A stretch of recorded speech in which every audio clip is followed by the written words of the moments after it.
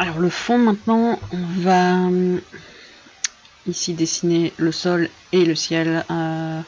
C'est déjà une bonne chose de faite.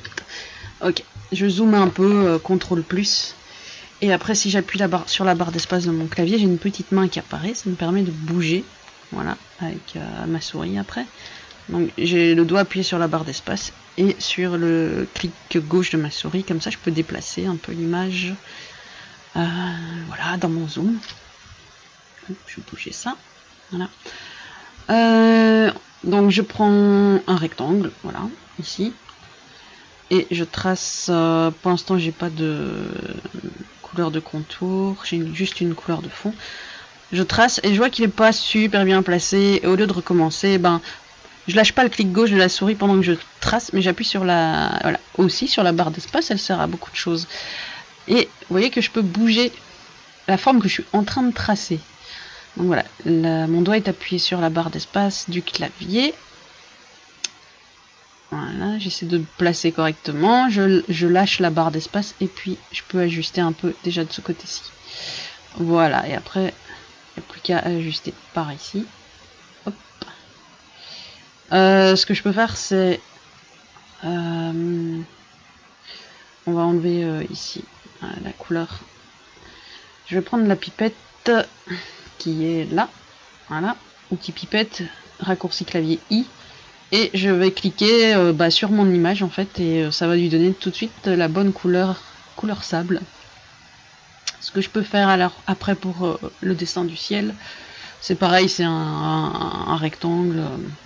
Donc je vais tout simplement sélectionner le sol et je vais faire appuyer sur la touche Alt. Vous voyez, mon curseur devient une double flèche, une noire et une blanche. Je vais faire un cliquer glisser, d'accord. Voilà, un cliquer glisser et je vais agrandir, voilà, comme ça. Moins on en fait, mieux on se porte. Ok, donc pareil, je remets en mode contour. Pour voir le ciel, je prends la pipette et un coup de pipette sur le fond et j'ai la bonne couleur. Voilà, je vérifie un peu. Je zoome, vous pouvez zoomer en appuyant directement sur la touche Z du clavier, vous allez avoir la loupe qui apparaît.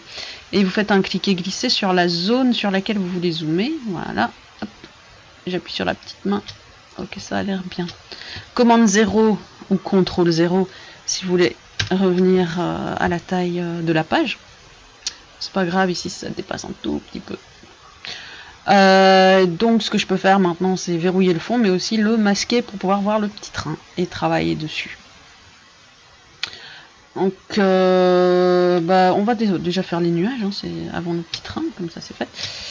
Donc pour les nuages, on va prendre ici, non pas un rectangle, mais une ellipse. Donc on est dans les formes primitives, c'est-à-dire les formes de base. Donc je vais faire des ellipses et pareil que tout à l'heure, j'appuie sur la barre d'espace pour placer, voilà, parce que je trace pas forcément direct au bon endroit, donc pour corriger le tir, j'appuie sur la barre d'espace, je bouge, je lâche la barre d'espace et je lâche la souris. Moi ici, hop, je vais me mettre en contour, c'est pas grave, il est bleu ciel, ça n'a pas d'importance. Je vais zoomer un peu, c'est important de zoomer quand on travaille. Et ce que je peux faire, c'est prendre ma flèche de sélection, Alt pour dupliquer, cliquer, glisser, et je vais placer, et je vais essayer d'arranger un peu la forme, comme ceci. Voilà, j'appuie pas sur Shift, je déforme un petit peu le nuage pour qu'il soit pas trop...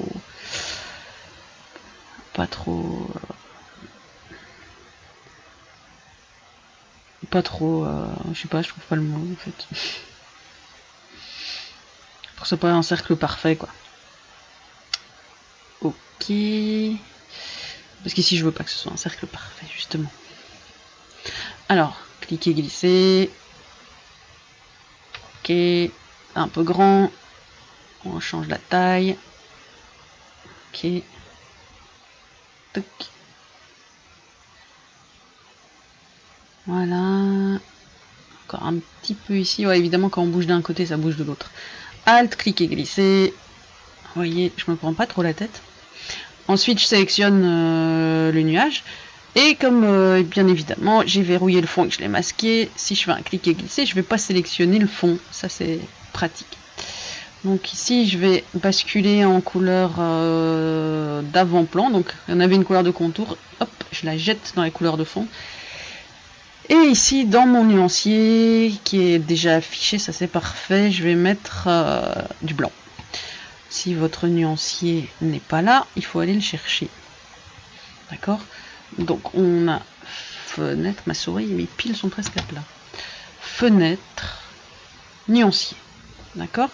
Et il est là. Et parfois, il est vide, le nuancier. Donc, il faut aller dans les options, ouvrir la bibliothèque de nuances. Et alors, il faut aller dans nuancier par défaut et vous faites RVB de base. Ça va? Ouais, c'est vrai que parfois, je sais pas pourquoi Illustrator back les couleurs. Voilà. Ici, ce qu'on peut faire, c'est pour que tout soit lié, c'est un commande G, donc ou un contrôle G. Donc avec les touches du clavier, on appuie sur CTRL et G. Ça va grouper. Ou ici, vous faites objet associé, CTRL G, d'accord? Et vous voyez que maintenant, quand je sélectionne, on voit que j'ai des objets différents, mais je peux bouger cet objet composé de plusieurs objets en une seule fois.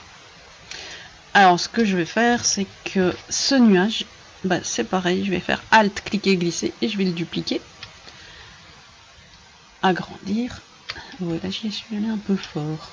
Voilà. Hop, ça ira mieux comme ça. On va agrandir. Je vais passer en mode comme ça. Je vais peut-être voir dissocier pour arranger les cercles. Okay. Donc je vais faire objet dissocié. Voilà. C'est mon chat qui me griffe. Et je vois rien, blanc sur blanc, on va mettre une couleur. Pas comme ça, comme ça. Voilà. Ok, zoomer, CTRL plus. Ça... Voilà, j'ai dissocié, donc je peux de nouveau les bouger individuellement. Ok. Voilà. Pas grave, ça va dépasser. Et ici...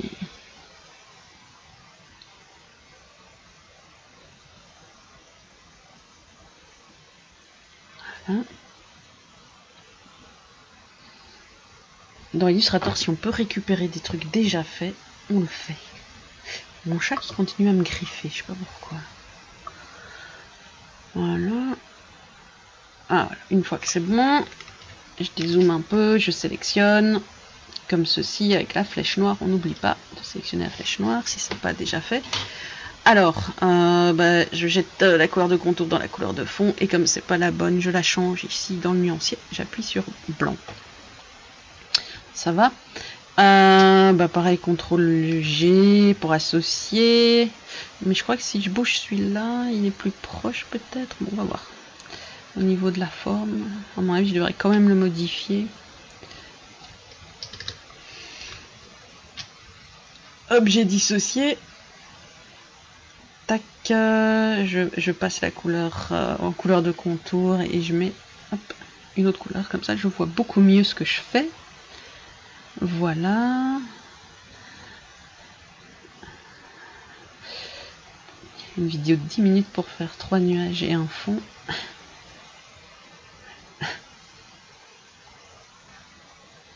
Voilà. Comme ça.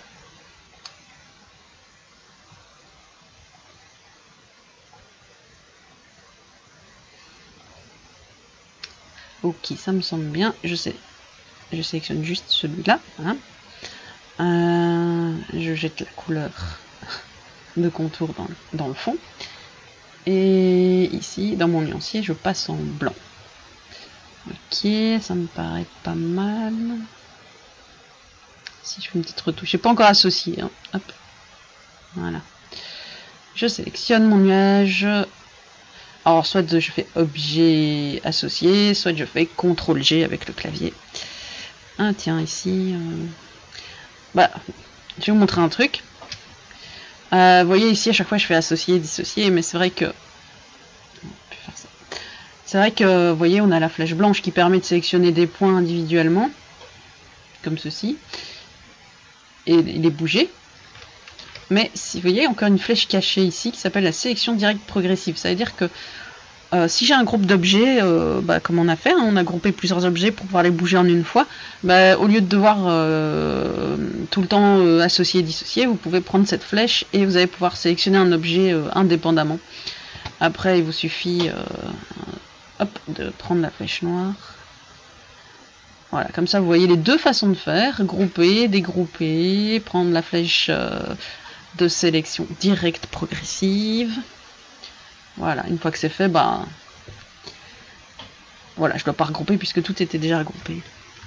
Je fais commande 0 ou CTRL 0 pour revenir. Comme ça, sur le fond. Et pour que ça ne m'embête pas, on doit encore faire le train, donc pas encore le texte. Donc je laisse comme ça. Je vais enregistrer, je n'oublie pas. Surtout enregistrer.